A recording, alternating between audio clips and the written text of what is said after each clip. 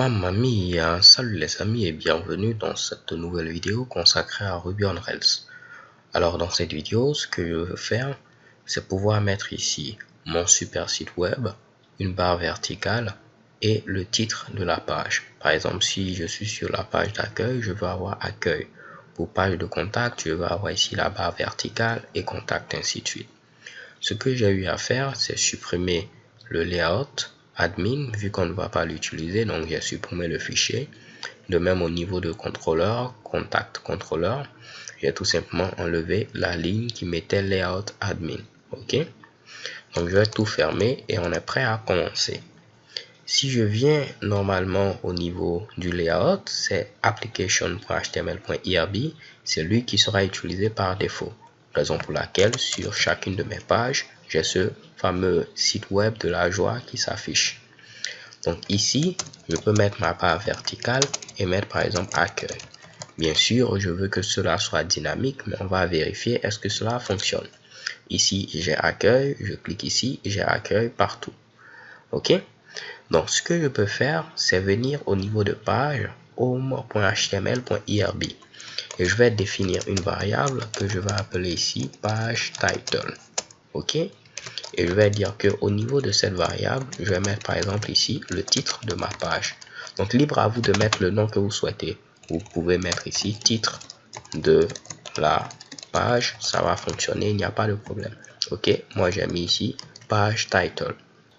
Une fois que j'ai cette variable, je peux venir ici et l'afficher en mettant @page title comme cela. Remarquez bien, ici, je n'ai pas mis d'égalité parce que je ne veux pas afficher ici cela. Je veux juste déclarer une variable. C'est ici que je veux l'afficher. Donc, si je viens ici au niveau de la page d'accueil, vous allez voir accueil.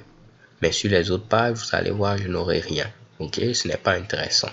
Moi, je veux que si je ne précise pas de titre, il puisse me mettre ici TDN, ok, ou TDN pour des teachers de net. Mais bien avant de continuer, pour ceux qui sont assidus, vous pouvez me poser une question. Oh, qu'est-ce que j'ai fait ici?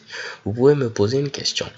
C'est-à-dire que tu nous as dit que yield, c'est là qu'on va prendre ce contenu-là et le mettre. Donc, je le colle par exemple ici. Mais là, regarde toi-même ce qui se passe.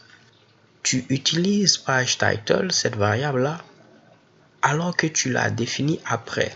Et cela fonctionne ici.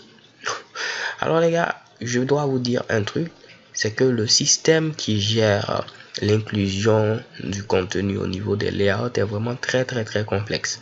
Ce n'est pas quelque chose qui se fait de manière séquentielle, ok? Il y a plein de trucs derrière qui se passent. Donc là, si vous mettez ici ce Mitsubishi, il va avoir ici connaissance de votre variable et il pourra l'afficher. C'est tout ce que vous devez retenir dans cette histoire-là. Même si je venais mettre ici page title en bas, il n'y aura pas de problème. Cela va toujours fonctionner. Si je viens sur la page d'accueil, chez Kebam, vous voyez ici accueil. Pour vous le prouver, je vais changer. Je viens à ce niveau, j'actualise et chez Kebam. Donc cela fonctionne sans problème. Je peux donc maintenant venir ici au niveau de application.html.irb. Comme je vous l'ai dit, je veux dire que s'il n'y a pas de titre, alors mets TDN. Je vais venir ici, on va faire excite et je vais démarrer à nouveau IRB.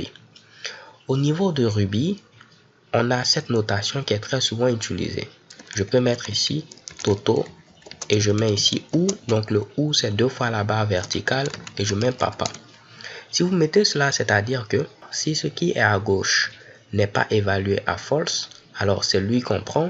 Dans le cas contraire, on prend celui qui est à droite.